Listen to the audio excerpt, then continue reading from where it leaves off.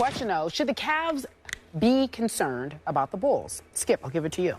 Well, sure they should. And Stephen A., I've told you for years on this show that I always value NFL preseason games far more than I value NBA preseason games.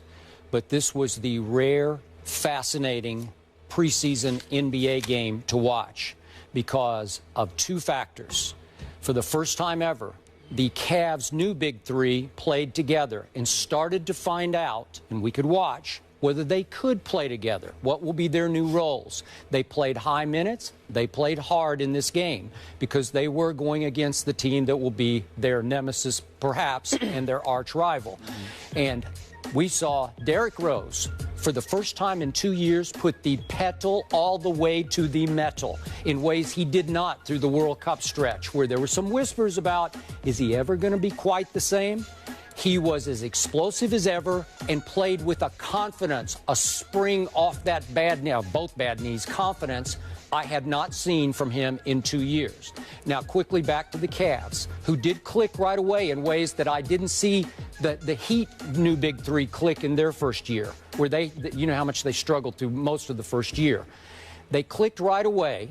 But these are the issues I see. Kevin Love had his first poor shooting night. He goes 2 for 10 and 0 for 5 from 3. Kevin Love's going to have a hard time because he's going to suffer, as people have talked about, the Bosch syndrome. Even Bosch talked about what he went through his first year because Kevin Love isn't going to get as many shots as he got for the T-Wolves. And when he does get those shots, he knows he had better make them.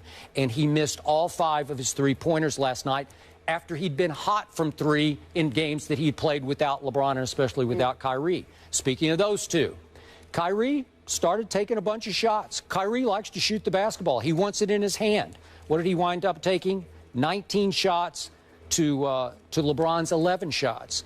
I think LeBron, over time, isn't going to love this. They're going to have to find a happy medium because Kyrie degenerated a little bit into, I'm going to take D. Rose one-on-one, and we're going to go back and forth, mano a mano. Well, that guy, LeBron, he's pretty good. And I don't know if his ego is going to take standing on the side watching Kyrie go one-on-one with whoever it is, the point guard of the night. And I think that could be an issue going forward. Finally, to D. Rose. What he did do last night that he isn't often capable of doing is he made 4 out of 5 threes. That made him 12 out of 18 for the game. So all those kamikaze drives, which I don't think he can get away with from this point on because it's the Iverson syndrome. It's just too dangerous to keep driving like you're running through brick walls down the lane.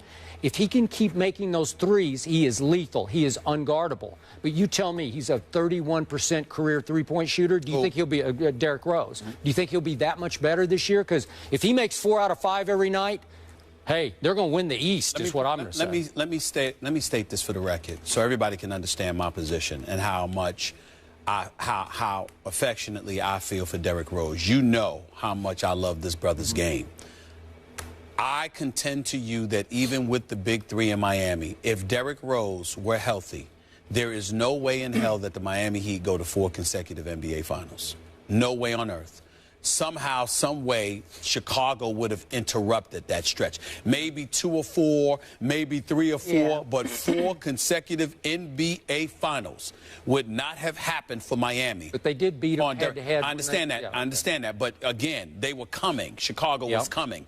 And so now you have to look at this team, and that's why I say, to answer the question directly, LeBron is right. Chicago is a threat. There is no question about it. Well, he said before the game that Chicago's just better because they're more experienced. Well, he's saying they're better because they're more experienced. I'm saying even once Cleveland experience comes into the equation, Chicago's going to have their own camaraderie, cohesiveness, chemistry, experience that enters the equation as well. And I am telling y'all right now, when Derrick Rose is healthy, and I've said this on many occasions, Derrick Rose is a top 2 league MVP candidate. This dude is electrifying. This dude is a superstar of the highest order. He is somebody that I believe, when completely healthy, is a fitting replacement to the Jordan era. That's how I feel about Derrick Rose. You're saying he's on that level? I'm saying talent-wise, this dude is that lethal. He is that electrifying. It's just that he's small. He wasn't 6'6" like MJ. You understand? Couldn't create matchup problems, but the quickness, the athleticism.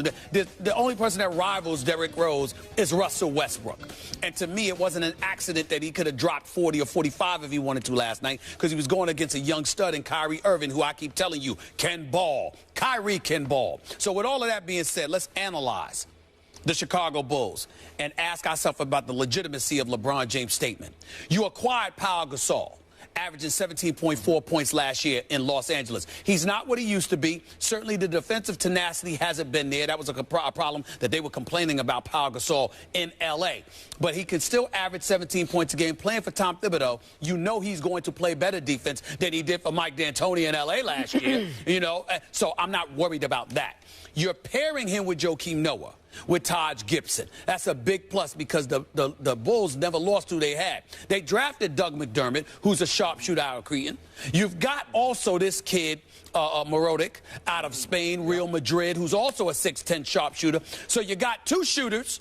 You added Derrick Rose and Pau Gasol, and you didn't lose Jimmy Butler, you didn't lose Joakim Noah, you didn't lose Taj Gibson or any of the crew that you had. Chicago is legit. If Derrick Rose is healthy, I believe in some people's eyes, Chicago is a legitimate favorite to knock off Cleveland and come out of the East. Now, with LeBron, with Kevin Love, with Kyrie Irving, give them some size, make sure they play some defense, and obviously Cleveland is who you flow with. You flow with them.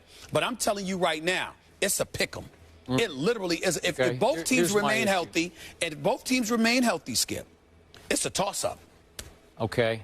I'm giving the Cavs a significant edge, and I'm putting some stock in what I saw last night because of their superior depth and their superior ball movement. And I did like David Blatt's new offense. It has that Princeton, but they move the ball like crazy. The man knows how to coach. Okay. The man knows how to coach. Chicago was having trouble last night fitting back in with D. Rose because you have to fit around him on offense. He dominates the basketball. He is going to shoot it, and he's going to dribble the air out of it. But question. Okay. I need a question. I get where you're going from, but that's not my question to you. That's not where I'm going. I'm saying Cleveland's got 82 games. Chicago's got 82 games to figure out. Let's say, when I make the comparison, I'm saying to you, Skip, I'm taking Cleveland at its best, and I'm taking Chicago at its best, believing that over the course of 82 games, you have plenty of time to gel and work out all those kinks. So because of that, I am asking the question, them at their best, you still give Cleveland a significant edge? Because I don't.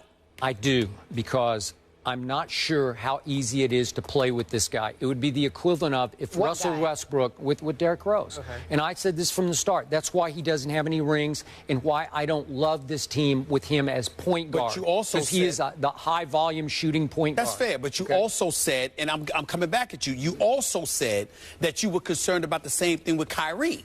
So what I'm saying to you is that if you have those same questions, you have the same questions about Cleveland that you have about Derrick Rose in Chicago.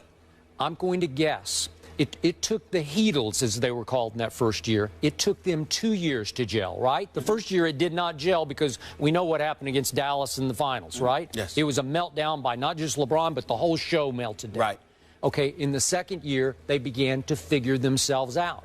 I think this team has a chance to figure itself out much quicker than that team. And I'm saying to you, I trust defense, the ability to stop somebody more than anybody else. And I'm also saying to you that when you look at Chicago, do not underestimate this key pivotal point as this season progresses. Unlike most other teams in the NBA, Chicago is a rare team that stays in its lane and plays its game. They understand there's nothing to battle with offensively. This dude is the captain of the ship here on the offensive side of the ball. We go where Derrick Rose is going to take us when he's on the floor. We just play our role. Some of us rebound. Some of us block shots. We all defend. You got Jimmy Butler, who's improving his jump shot. By the way, he didn't play last night, so that's a point you got Jimmy for the Bulls. You got Jimmy Butler, who's improving his jump shot. You've got McDermott and this guy Morotic, who are supposed to be shooters. You've got Derrick Rose added. You've got an inside presence, at least offensively,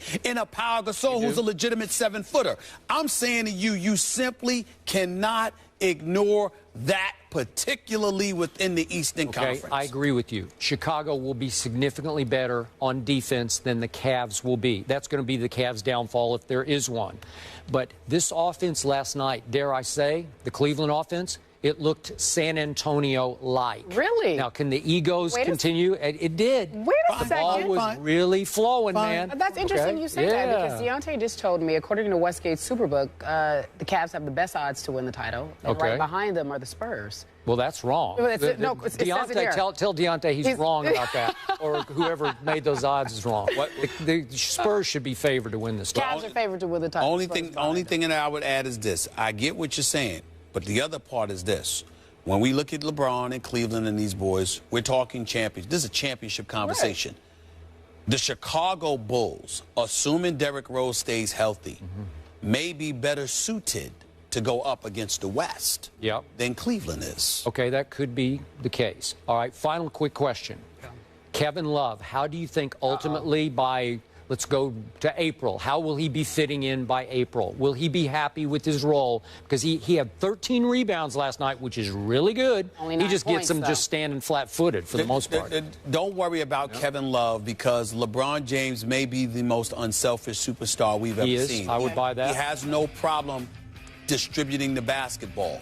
And if you can put the ball in the hole, particularly from the perimeter, which is what... See, LeBron, even though he's unselfish, it's a different thing altogether when you just throwing the ball inside and waiting for somebody in the post to deliver the goods for you. That's kind of boring to a lot of guys that primarily play on the perimeter. But when you're called upon to create and do things to facilitate others getting some points, and you're dancing on somebody and you're kicking the ball out, guys don't mind that.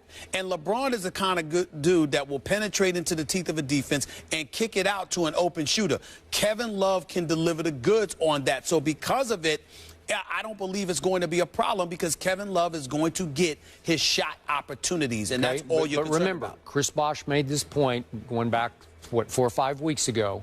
He went through hell that first year because the finger got pointed at him, and he couldn't find his place. And to me, just to me, Chris Bosh is a little better player, all-around player, than Kevin Love. Yes, but Chris Bosh is not a better shooter than Kevin Love. And he can shoot, but he's not a better shooter. But Chris Bosh is the #1 option in Toronto, was a guy that could go inside out. Not only could he shoot a little three, he could shoot a 15 to 17-footer, but he was also given the license to operate in the post when he so chose. When Sam Mitchell, who was coach of the year, obviously was doing that. What you have is a situation with Kevin Love, when he gets points in the paint, it's usually off a rebound or something of that nature. Primarily his points, he can shoot from the perimeter, and he's a better spot-up shooter. And if you got a Kyrie who can dance on you, he can boogie on you, and you've got a LeBron James who's a threat because he's a locomotive coming into the paint and he can kick it out, then you're going to get open shots if you're Kevin Love, and you can capitalize on that. Okay, just last quick point.